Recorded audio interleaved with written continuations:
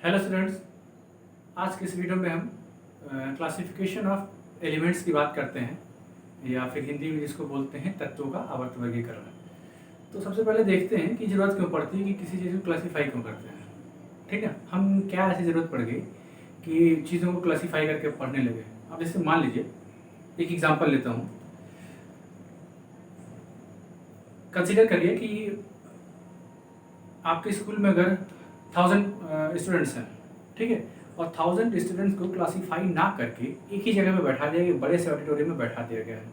ठीक है, उसी ऑडिटोरियम में जो 1000 बच्चे बैठे हुए हैं उसी में 6 क्लास के भी बच्चे हैं, 7th के भी हैं, 8th के हैं, 9th के हैं, 10th के हैं, 11th के हैं, 12th के हैं, और सारे टीचर मिलकर इकट्ठे पढ़ा रहे हैं। ठीक है, कितना आसान होगा पढ़ाना, है कि नहीं? नहीं, आसान नहीं होगा, मुश्किल होगा। ठीक है, अच्छा, इससे बहुत सारी प्रॉब्लम आ जाएंगी। पहली प्रॉब्लम ये होगी कि कोई टीचर अपने बच्चों पे कॉन्सेंट्रेट नहीं कर पाएगा। दूसरी चीज़ क्या हो जाएगी, बच्चा भी टीचर पे कॉन्सेंट्रेट नहीं कर पाएगा। तीसरी चीज़ क्या होगी, टीचर को ये पता ही नहीं होगा कि बच्चे का असेसमेंट क्या है, बच्चे को इवेल्युएट अच्छे से नहीं कर पाएगा। तो ऑल एंड ऑल आप कह सकते हैं ना कि ये जो क्लासिफिकेशन है बड़ा नेसेसरी और बेसिक है ना। हम हर जगह क्लासीफाई करते हैं, ये मेरा फ्रेंड होगा, ये मेरा फ्रेंड नहीं होगा, ये भी क्लासिफिकेशन है। ठीक है, मैं इससे बात करूंगा, इससे बात नहीं करूंगा, ये भी क्लासिफिकेशन है। तो एक क्राइटेरिया होता है कोई, जिसके बेसिस पे आप क्लासीफाई करते हैं चीज़ों को। ठीक है, तो ये सारी चीज़ें तो हो गई कि क्लासिफिकेशन कैसे होता है। अब बात करते हैं केमिस्ट्री के टर्म्स में आके।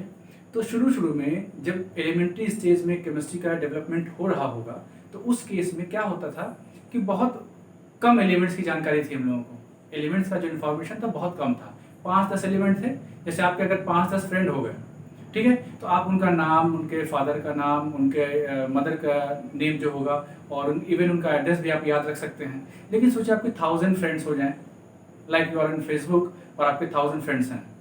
ठीक है, फेसबुक अगर 250 भी फ्रेंड्स हैं, आपके 250 फ्रेंड्स हैं, तो आप उन सबके एड्रेस वगैरह नहीं आपको पता होंगे, फादर्स नेम, मदर्स नेम नहीं पता होंगे, इवन डेट ऑफ बर्थ भी नहीं याद होगी। लेकिन वही जब आपके फ्रेंड्स का नंबर 5 या 10 था तो आपको अपने फ्रेंड्स के लगभग सारी प्रॉपर्टीज के बारे में इंफॉर्मेशन थी।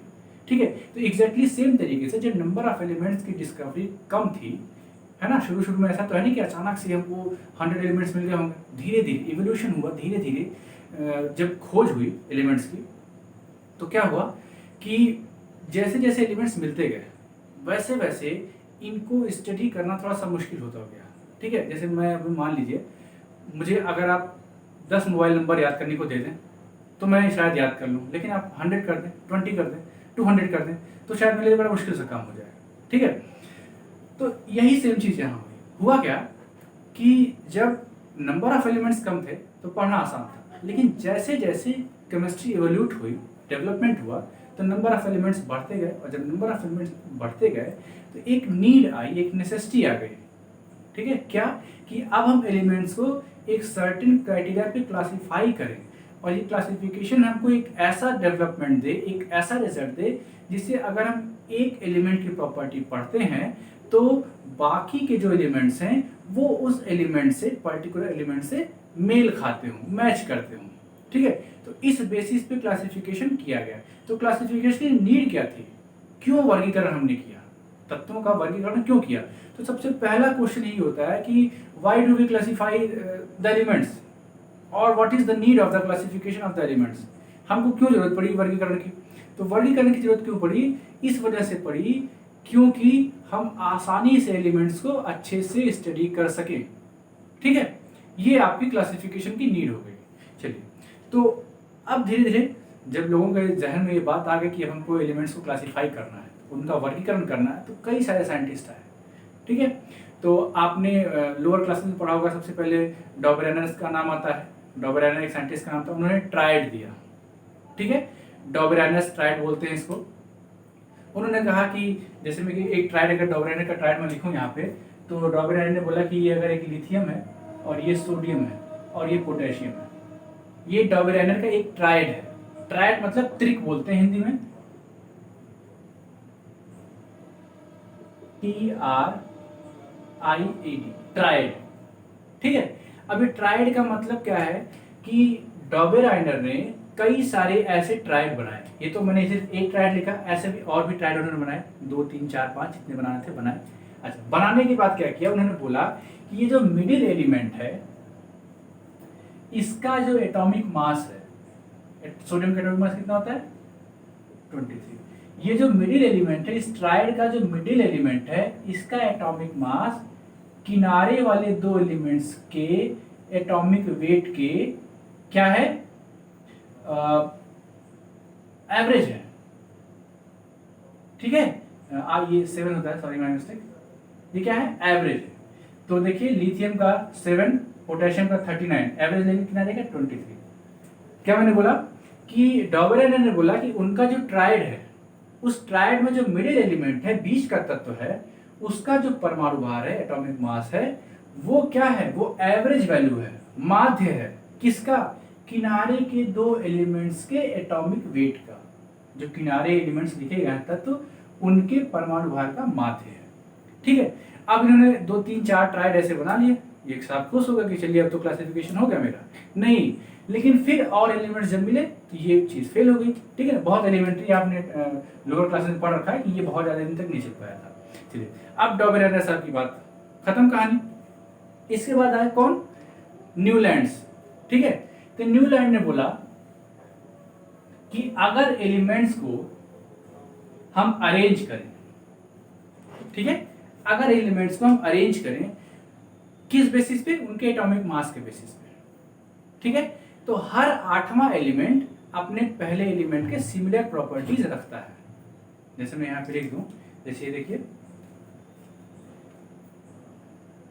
लिथियम, ये मैं न्यूलैंड का एक ऑक्टेव रूल लिख रहा हूं, lithium, beryllium, boron, carbon, nitrogen, oxygen, fluorine.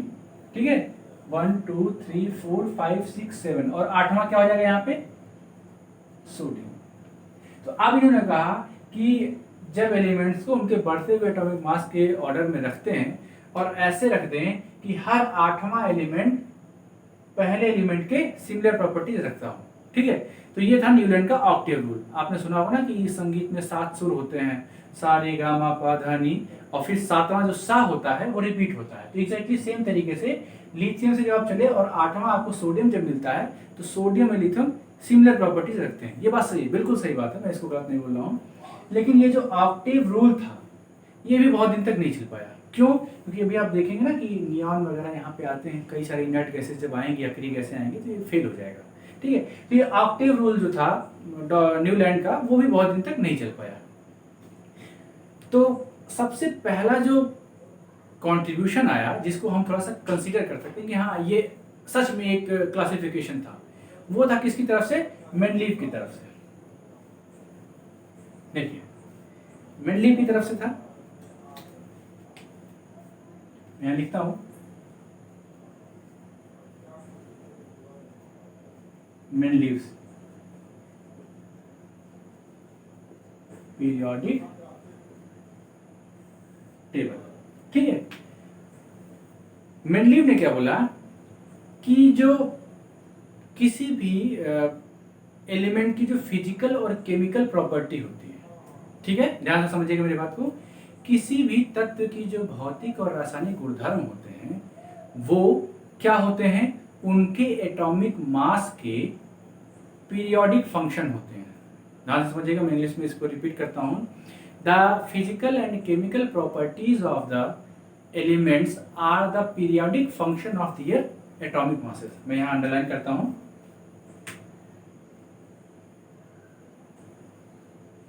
Periodic function of atomic mass. ध्यान समझिएगा,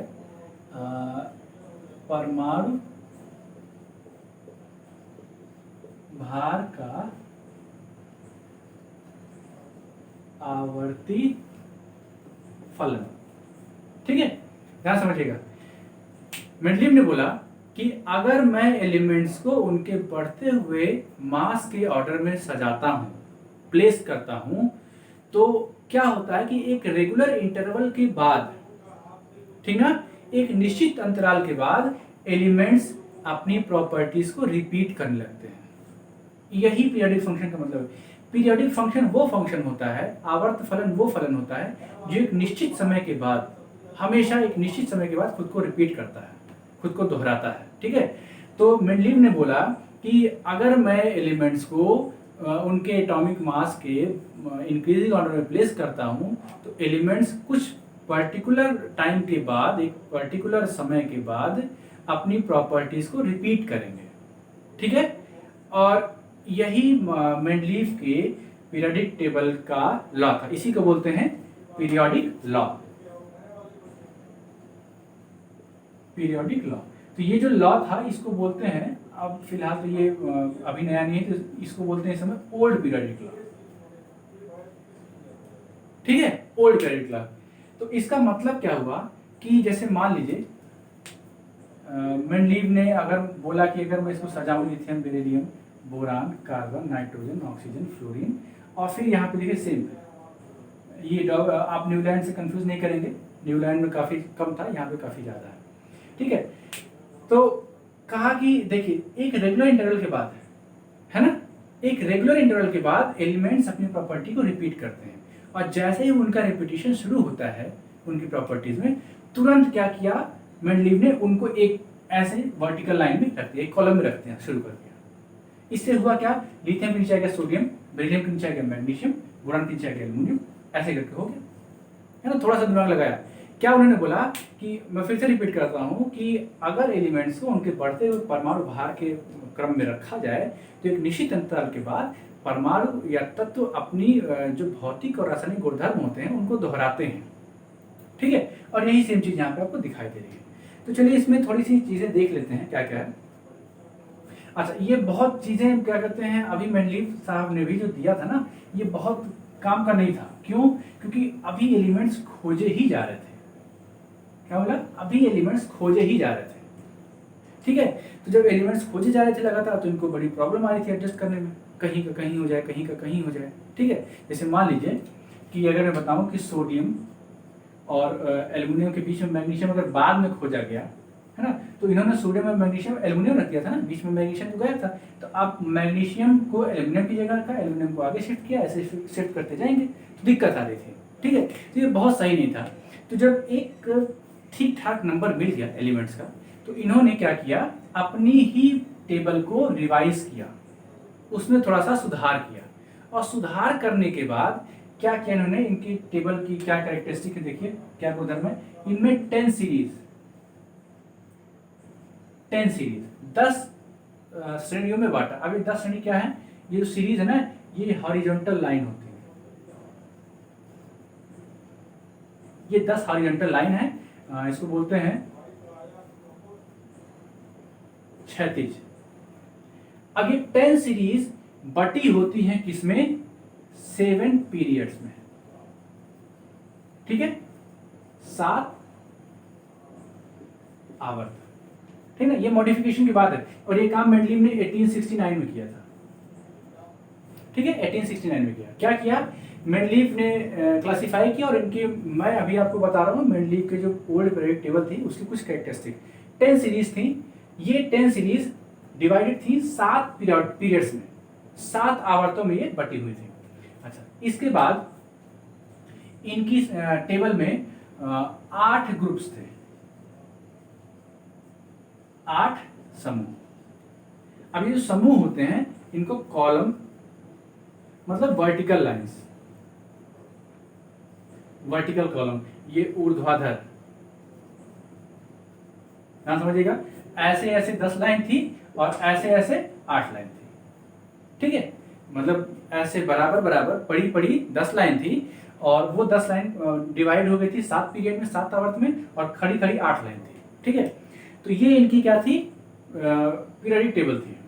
ठीक है, अब इन्होंने जब सुधार किया थोड़ा सा, जैसे मैंने बताया ना कि सुधार किया, तो इन्होंने कुछ चीजें ऐड की। क्या चीजें ऐड की, 8 ग्रुप की जगह क्या कर दिया, एक ग्रुप बढ़ा दिया, 9 ग्रुप कर दिए। ये जो 9वां ग्रुप था इसको उन्होंने नाम दिया जीरो ग्रुप, जीरो समूह। ठीक है, ये चीजें हो गई, ये इनके टेबल थी, मोटा मोटा मैंने आपको बता दें क्या आइडिया था। ठीक है, तो मैं एक बार फिर से रिपीट करता हूँ, 10 सीरीज में कन्वर्ट किया, 10 सीरीज 7 पीरियड्स में बटी हुई थी, 7 आवर्त में बटे थे, और जब पहले इन्होंने दिया तो 8 ग्रुप थे। ठीक है, 8 समूह थे और बाद में थोड़ा सा रिवाइज करने के बाद इन्होंने 9 ग्रुप कर दिए। 9वां ग्रुप जो था इसको 0 ग्रुप बोलते थे उस समय, और ये 0 समूह उत्कृष्ट गैसों का था, नोबेल गैसेस का था, जो आज हीलियम, नियॉन आर्गन, कीटान, जिनान आर्गन के फॉर्म में जानी जाती हैं, वो आपका 0 ग्रुप होता था। ठीक है, इनकी टेबल की कुछ खास बातें हैं, और ऐसी खास बातें हैं जिनका लोहा लोग आज भी मानते हैं। ठीक है, क्या है देखते हैं। मैंने बताया ना कि अचानक से सारे एलिमेंट्स नहीं मिलते हैं, है ना, समय लगता है।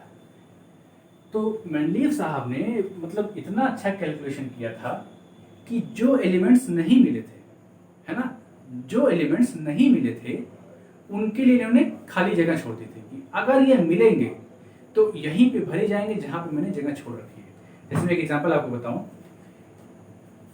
गैलियम उस समय नहीं मिला था, है ना, जब मेंडलीव ने टेबल अपनी पब्लिश की थी उस समय गैलियम अननोन था।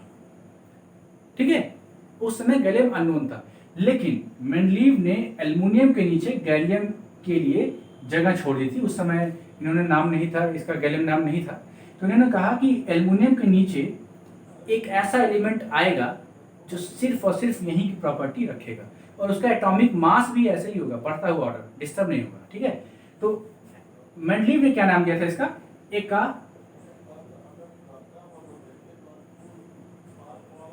एल्युमिनियम, है ना, मतलब एल्युमिनियम को फॉलो करता हुआ यहां पे आएगा, है ना।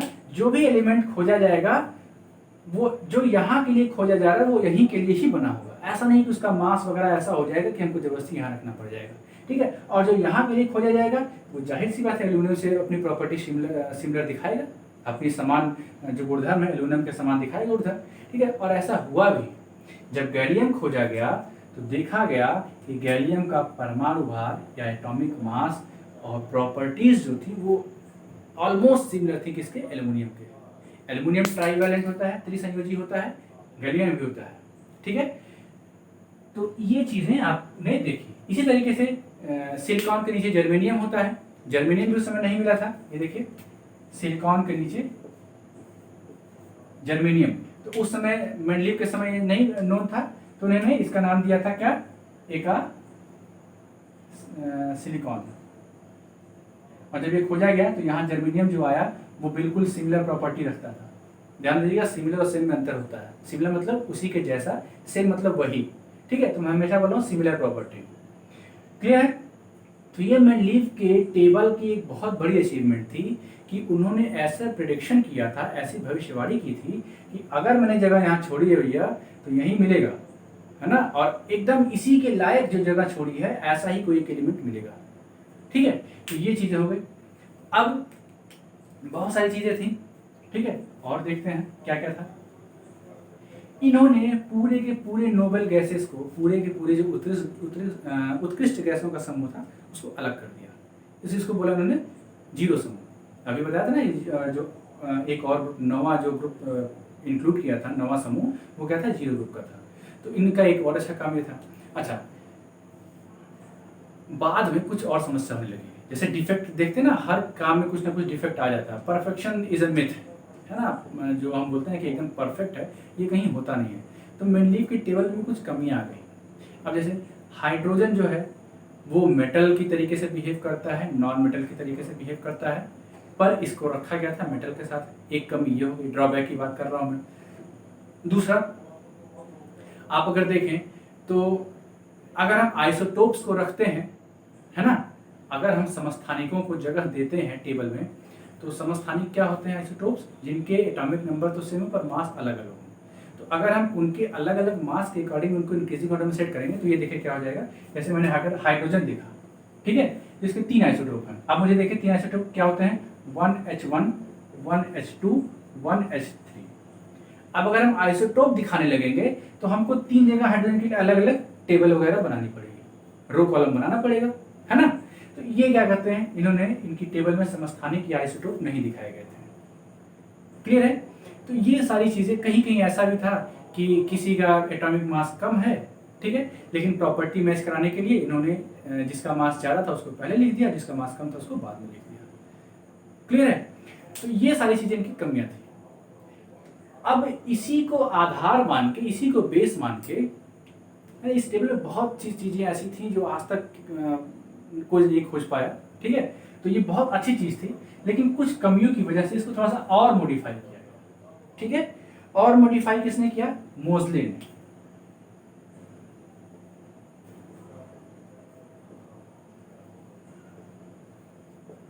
ठीक है, तो मोजले ने कुछ किया नहीं है, मोजले ने कुछ नहीं किया है। क्या किया? बस जो पीरियोडिक फंक्शन की बात की जा रही थी,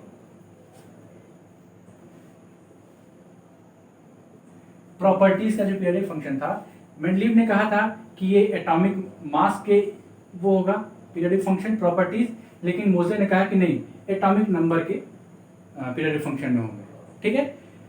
मेंडलीव ने कहा था कि जो तत्वों के भौतिक और रासायनिक गुणधर्म होते हैं वो तत्वों के उनके खुद के परमाणु भार के आवर्ती फलन होते हैं, मतलब एक पर्टिकुलर टाइम के बाद रिपीटेशन होगा, है ना, दोहराव आएगा। लेकिन मोजले ने थोड़ा सा एडजस्ट किया, उन्होंने कहा कि नहीं, जो एलिमेंट्स हैं उनकी जो फिजिकल और केमिकल प्रॉपर्टीज है, भौतिक और रासायनिक गुणधर्म, उनमें जो रिपीटेशन होगा या फिर जो रिपीटेशन हो रहा है, जो वो किसकी पीरियोडिक फंक्शन है? एटॉमिक नंबर के, ना कि एटॉमिक मास के। तो ये नंबर मास के क्या क्या नंबर है, ठीक है। बस ये यही सेम चीज़ उन्होंने चेंज की थी। इसके बाद पूरी आप देखें टेबल काफ़ी अरेंज, पहले से ज़्यादा अरेंज हो गई, है ना। मैं ऐसा नहीं कह रहा कि पहले कम अरेंज थी, पहले भी अरेंज थी, पर अभी ज़्यादा अरेंज हो गई, ठीक है। तो इसमें आप देखिए मॉडर्न पीरियोडिक टेबल में आप सीधे सीधे 18 ग्रुप होते हैं, उसमें कितने थे? 9 ग्रुप थे सिर्फ। 18 ग्रुप होते हैं, 18 समूह होते हैं और 7 पीरियड्स। इसको आवर्त बोलते हैं और इसको समूह बोलते हैं, ठीक है। तो आप देख रहे हैं ना कि हम चले डबल लाइनर से और पहुंचे कहां पे? मॉडर्न पीरियोडिक टेबल पे, ठीक है।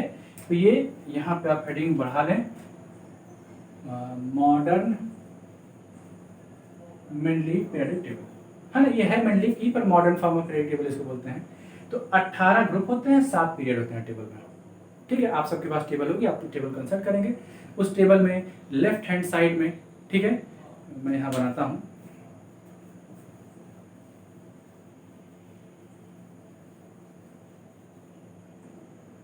जो 18 ग्रुप में वैसे डिवाइड है कि सबसे पहले जो लेफ्ट हैंड साइड में जो 2 ग्रुप हैं,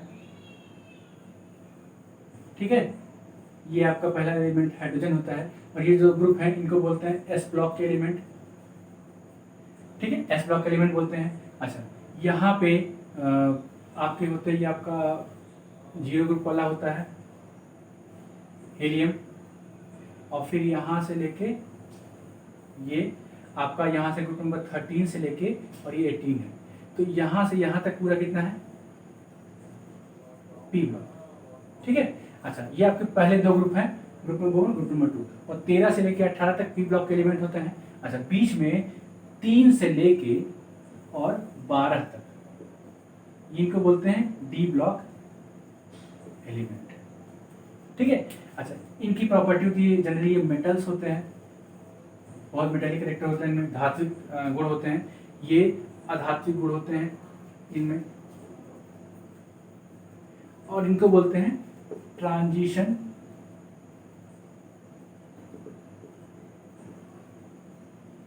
एलिमेंट्स, ठीक है, संक्रमण तत्व।